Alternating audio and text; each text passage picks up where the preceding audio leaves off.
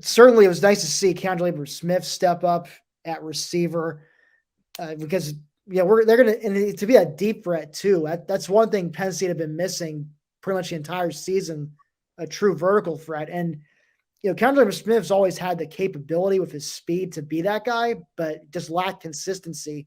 And so if you have to think this performance certainly helps. He could use this as a way to boost himself for next season and, become that guy, become that deep threat, like Jahan Dotson was, like KJ Hamler was before him, a guy that opposing secondaries have to account for at all times. And it opens up the field for other guys to get open too. So, you got, Drew Auer leading you on. That certainly can't hurt either with his arm.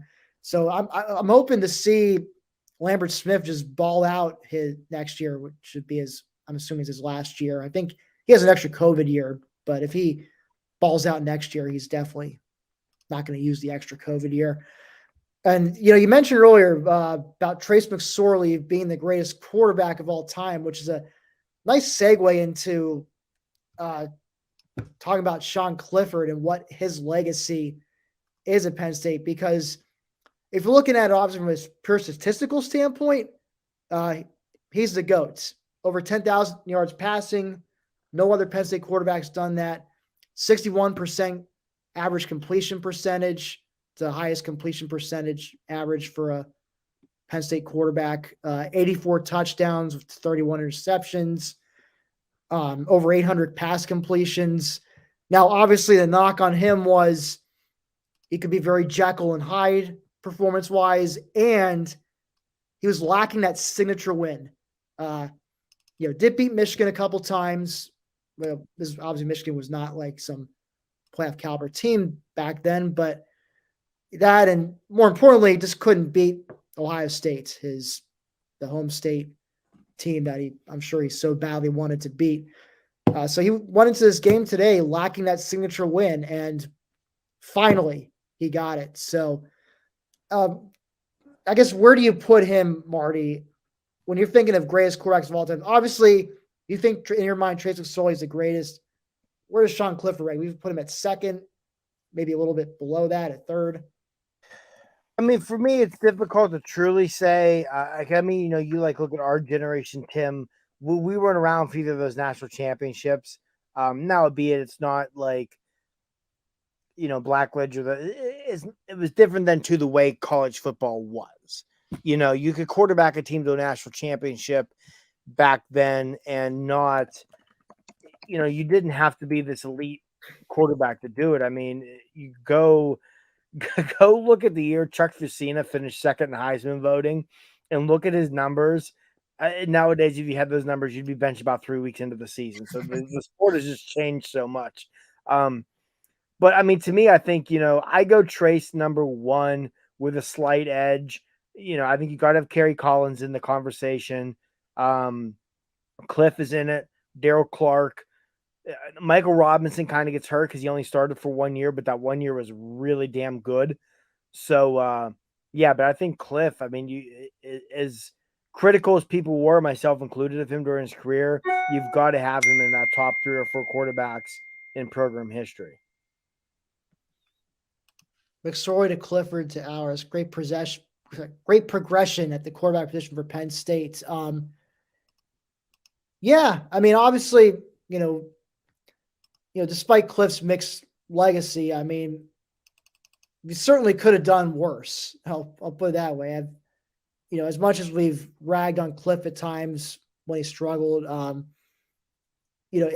remember, I think Sean Fitz has said this formerly of 24/7, Lions 24/7, now on Lions Den for On 3. But he had said before, if Sean Clifford were to have entered the transfer portal, he would have been the top quarterback prospect in it, hands down.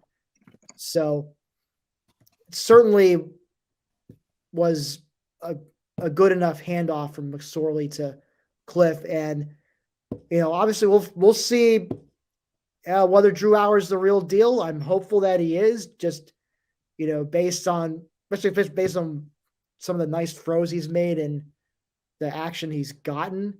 So we'll see. But If Drew Aller lives up to the hype, get ready, folks. This Penn State offense will be a ton of fun to watch the next couple years. And I don't know, obviously you were a little young to remember, but I can't help but start thinking about 1994 and just that NFL caliber offense they had. Kerry Collins at quarterback, and then John Carter running the ball with Mike Archie as a fine backup next to him. And then a bevy of receivers and Bobby Ingram, Freddie Scott, and Kyle Brady at tight end. So it's I see a lot of parallels. Maybe the only difference being, I guess, receiver is a question mark.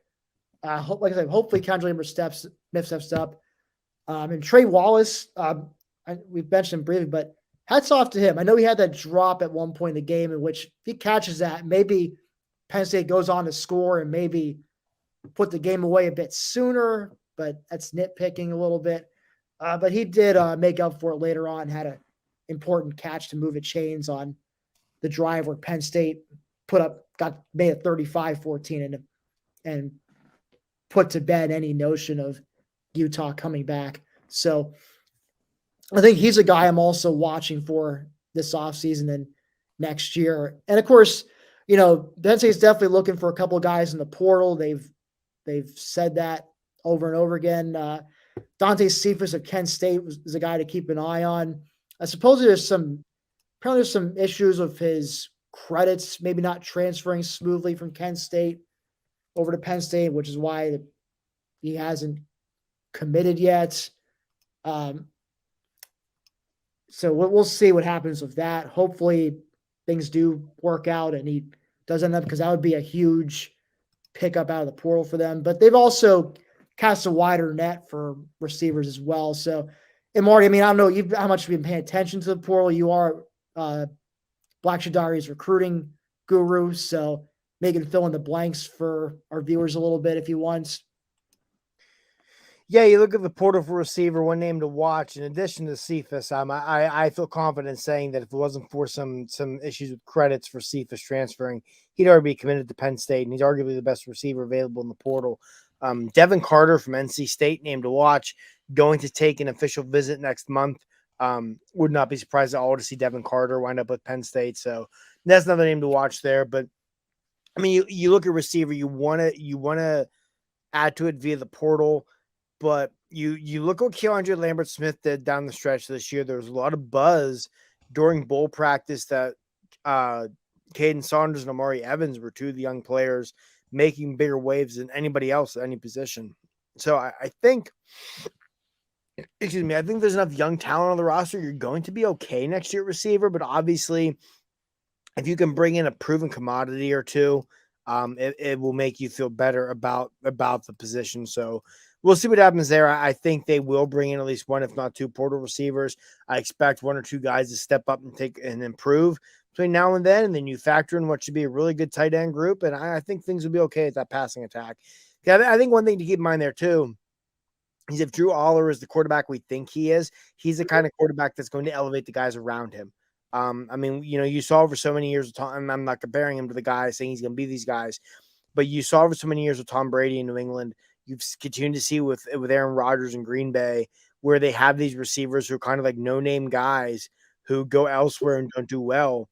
But when you have a quarterback that good, they tend to elevate you as a receiver. So I think that's what you're kind of looking at for next year with Aller anyway.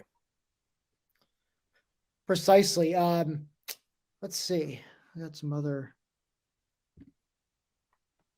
Todd Blackledge question mark. Don't know if that's a question mark as to whether Todd Blackledge played at Penn State, which, yes, he did. He quarterbacked the 1982 national championship team. He's very much a Penn Stater. I guess he does a good job of, not overtly talking about it on his broadcast. He does a pretty good job of staying neutral in the games. So, but yes, Todd Blackledge is a Penn Stater. Let's see. LFG, 23 Penn State hype. Recruiting vibe is strong right now. So from the outside, it feels like the Knicks have serious momentum rolling into next season. Should Penn State be favored in the Big Ten East in 2023? Ooh, I had to see who's coming back for Michigan and Ohio State. I mean, favored's a strong word. I definitely think they can do it. Like, it would not shock me if Penn State does it. They absolutely are capable of winning the Big Ten East next season. But to be a preseason favorites, I know the hype is going to be astronomical, but I mean, Michigan's won it 2 years in a row, and I think you got to give them benefit of the doubt until uh, someone dethrones them, whether Ohio State does that or Penn State does that, or I don't know if Mel Tucker gets lucky in the transfer portal and Sparty does it. We'll see. But I don't know if I would favor them, but I'd certainly put them. I mean, I guess you put them no lower than third, but we'll see. I'm curious. We'll find out with all these preseason magazines that come out, like Phil Steele and all them in the summertime. We'll see. And of course, you're going to have spring practice, the blue white game. So we'll get reports on who's been making progress. And even before that, we'll hear who's crushing it in off-season strength and conditioning workouts and things like that. So there'll be plenty of material these next 8 months to sustain us. And, hey, maybe by the time we get to August, I'll be full on drinking the blue and white Kool-Aid and predicting they win the Big Ten East. Marty, sounds like you might be in the same boat. Yeah, I'm with you. I mean, I think going into next year, I remember after the Michigan-Ohio State game, the guys in the Cover 3 podcast or CBS Sports do a tremendous job. So if you don't listen to them, check them out. We're talking about it. And Tom Fornelli, I remember saying, is going into next year, out of habit, we're all going to pick Ohio State to win the Big Ten East. However, Michigan's won it 2 years in a row. Penn State brings everybody back and might have the best quarterback in the conference next year. Like, those are the two teams people should be looking at. And now, again, like you said, I think going into the year, Penn State, Michigan, and Ohio State are going to be very capable of winning that division. You're talking what are going to be three of the probably top 8 to 10 teams in the preseason polls next year.